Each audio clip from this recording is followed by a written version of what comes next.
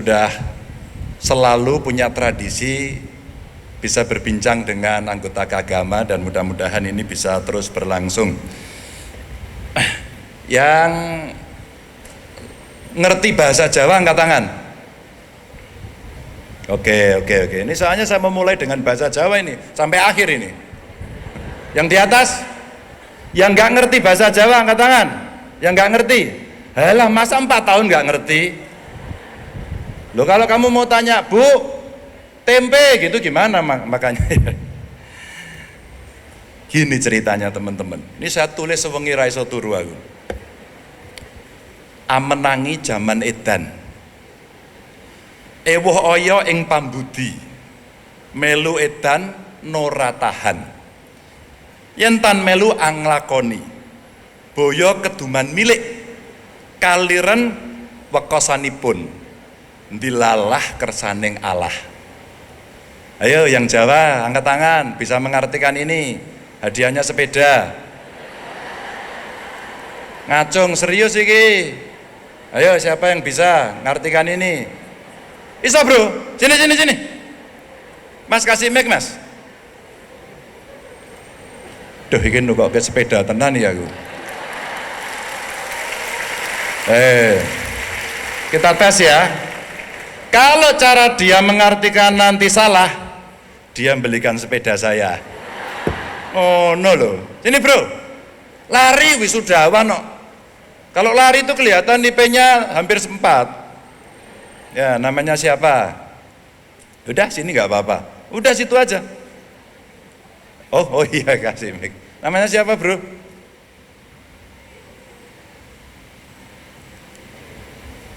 Terima kasih. Assalamualaikum warahmatullahi wabarakatuh. Waalaikumsalam. Namanya siapa? Tepangaken kula Fadli, Pak. Sinten? Fadli. Radi. Fadli, Fadli. Lho mosok urung apa-apa wis rabi.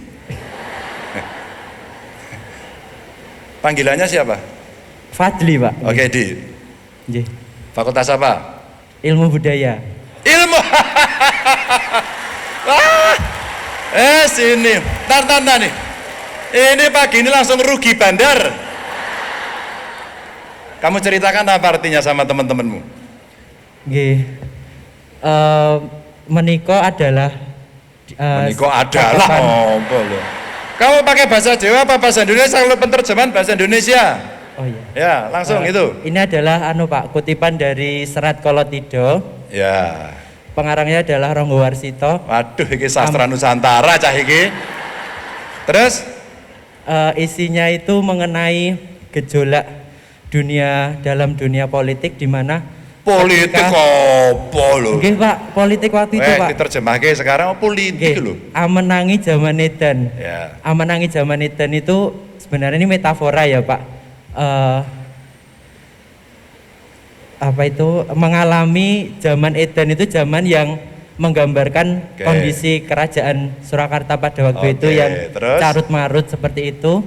Ewoh oyo ing pambudi, serba pakewoh mau tindak A, pakewoh mau tindak B juga rikuh. Kemudian melu edan ora tahan. Ketika kita itu ikut mereka yang edan di dalam dunia mereka yang kami menyebutnya zaman edan, itu sebenarnya kita juga tidak tahan di situ. Tetapi yentan melu anglakoni mboya keduman milik. Ya. Jika kita tidak ikut edan juga atau gila juga, kita tidak dapat apa-apa, Pak. Terus. Kemudian kaliren wekasipun. Wekasanipun itu ya kalau tidak ikut edan ya kita kaliren atau lapar gitu pada akhirnya. Dilalah kersaning Allah. Ya dilalah itu apa ayo? Ya alhamdulillah berkat Tuhan gitulah Pak ya. Oh iya, tak bener wis ya toh. Karena ini sudah hampir lulus, kalau nggak dibenerkan ijazahnya nggak bisa cair besok ini. Nggak jadi diwisuda. Tepuk tangan dong. Ya. Belum selesai Pak tapi. Hah? Belum selesai, masih dua kalimat nggih. Oh iya.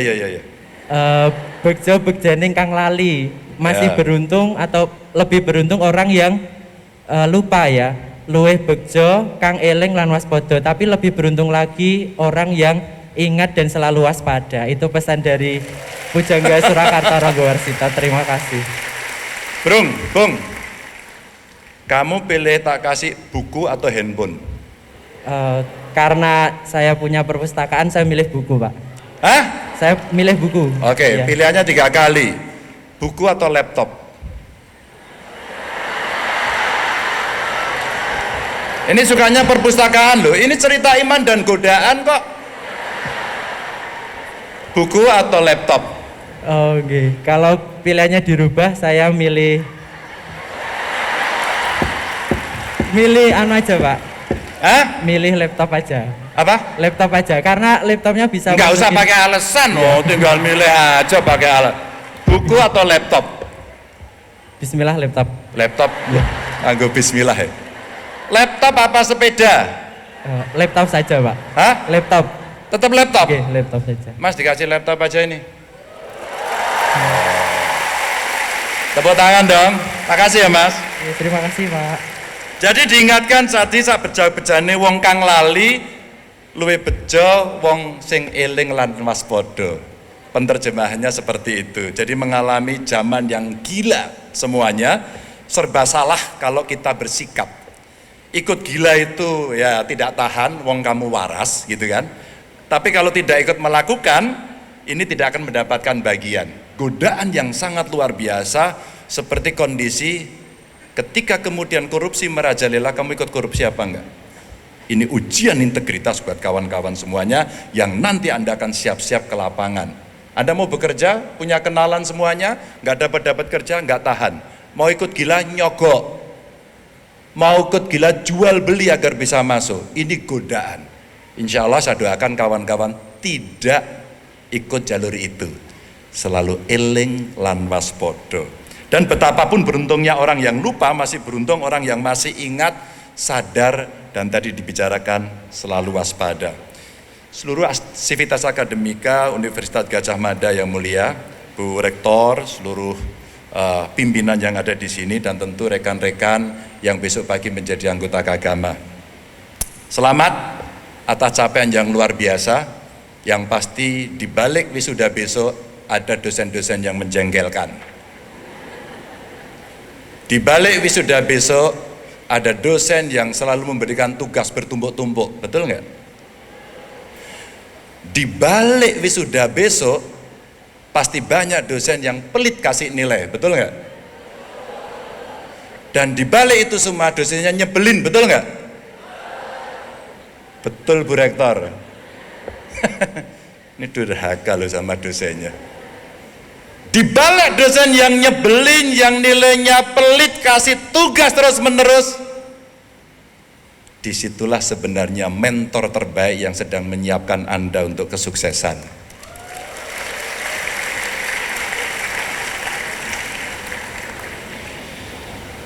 Syairnya Raden Ngabei Ranggawarsita tadi sudah disampaikan, dan itu sebagai pengingat buat kita semuanya untuk mengarungi abang, ijo, kuning, biru, putih, irengi kehidupan.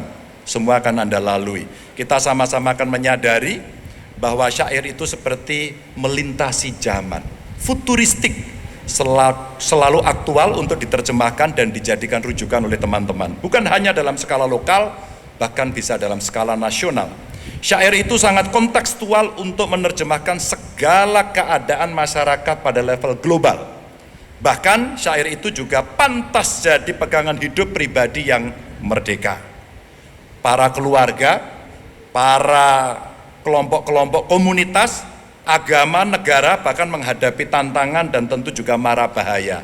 Eling lan waspodo, berhati-hati. G20 kemarin sudah berjalan, semua mengingat dan waspada bagaimana ekonomi besok nggak baik, bagaimana terjadi perubahan global yang tidak mudah. Seluruh negara besar berkumpul kemarin untuk mencari sepakat juga tidak mudah. Alhamdulillah Indonesia dipercaya soal itu. Alhamdulillah ekonomi kita nggak buruk-buruk amat, inflasi kita nggak jelek-jelek amat, jauh lebih baik dari banyak negara besar itu. Artinya kita makin pede sebenarnya menghadapi situasi ke depan.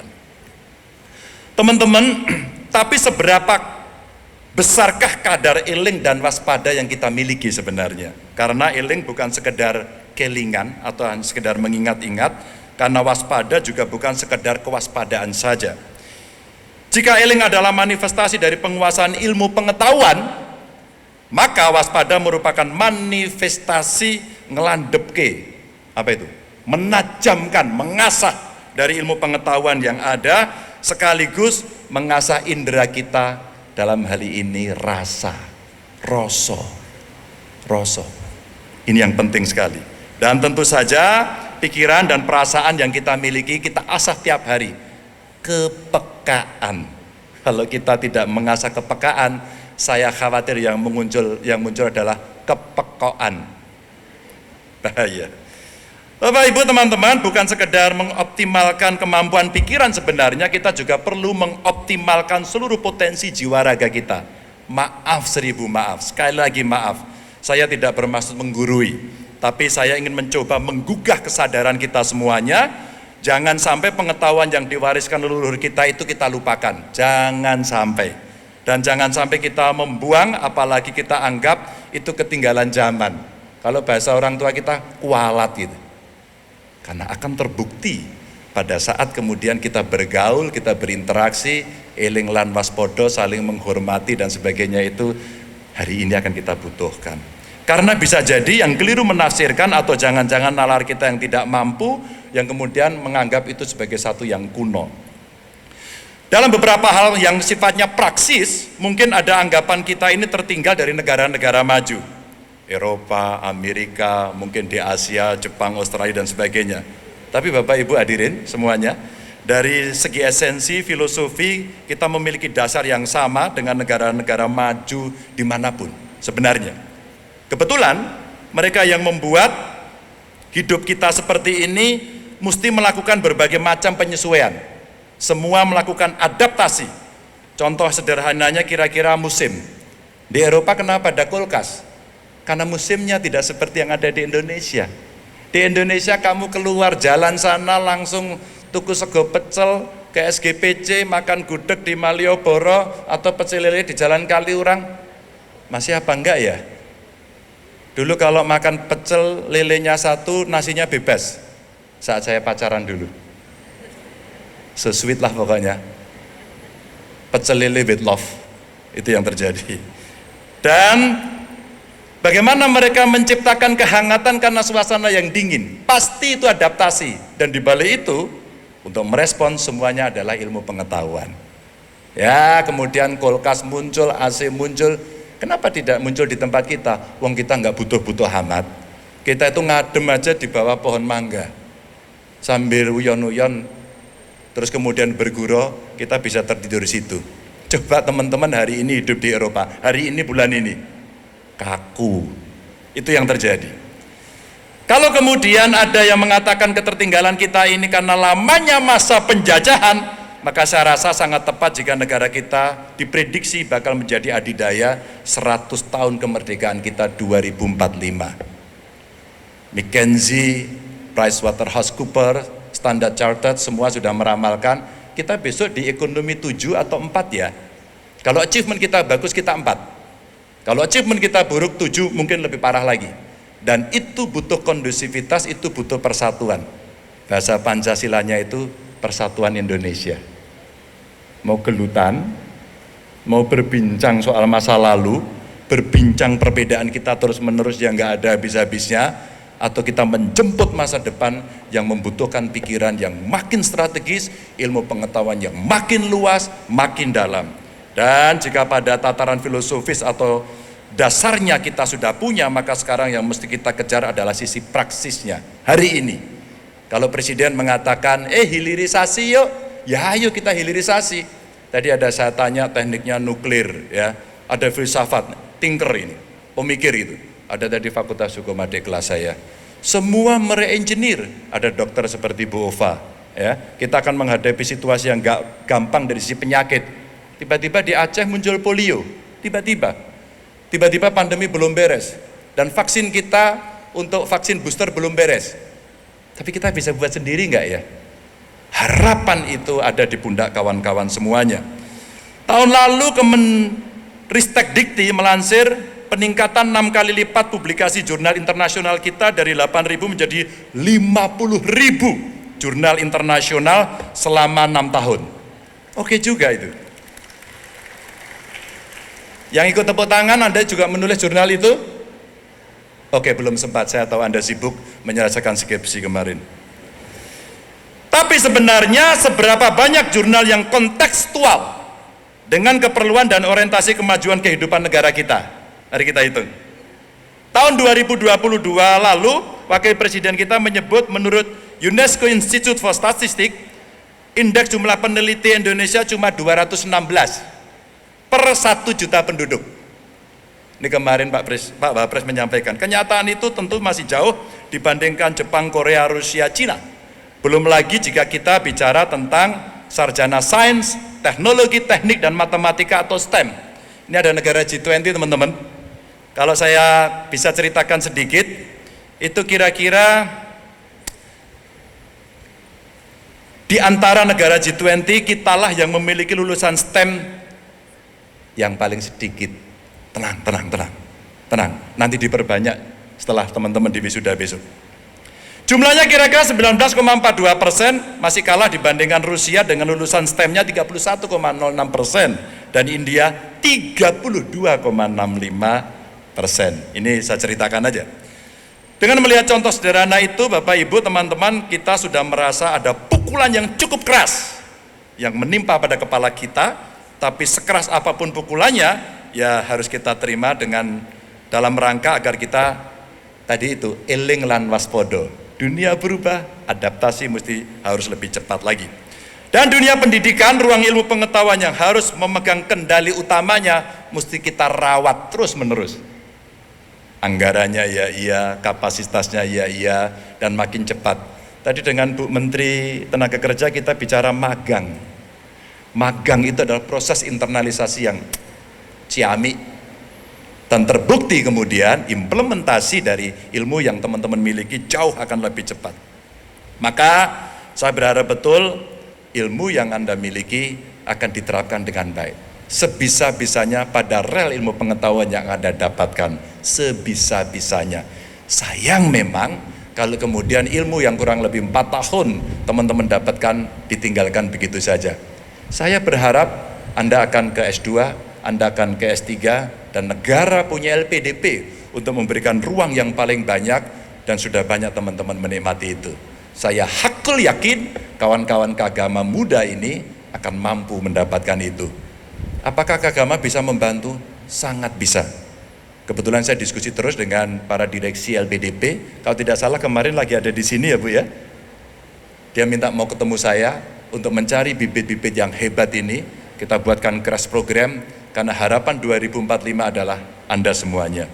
Bapak Ibu, teman-teman semuanya, saya ingin sampaikan ketika kemudian itu semua roadmap-nya bisa kita siapkan, maka mulai besok hari kawan-kawan akan menghadapi situasi yang real, yang konkret. Kompetisi secara individu pasti, tapi kolaborasi menurut saya menjadi keharusan. Dan saya sudah melihat student company banyak muncul dari para mahasiswa. Maka inilah yang mendorong munculnya startup bisnis, munculnya para entrepreneur baru. Dan kalau laporan kepada kami, saya berdiri samping dulu, yang di sini tadi ketua keagama, yang di sini gubernur. Konsultasi dengan Kemenaker. Isunya sekarang akan terjadi PHK besar-besaran. Investasi kita tarik terus.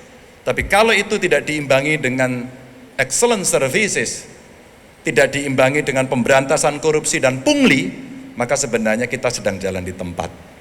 Tapi kalau itu bisa terjaga, itu pun juga akan membantu tapi belum menyelesaikan. Maka yang bisa menyelesaikan adalah menciptakan entrepreneur baru. Dan itu sebagian ada di ruangan ini. Selamat, salam saya untuk keluarga. Pasti orang-orang tercinta sedang menunggu Anda. Betapa bahagianya, wabil khusus orang tua Anda yang sudah ngemong Anda, melahirkan Anda, membiayai Anda. Ciumlah tangannya. Minta maaflah pada orang tuamu. Minta restulah pada orang tuamu, karena berkat beliau kamu ada di sini. Assalamualaikum warahmatullahi wabarakatuh.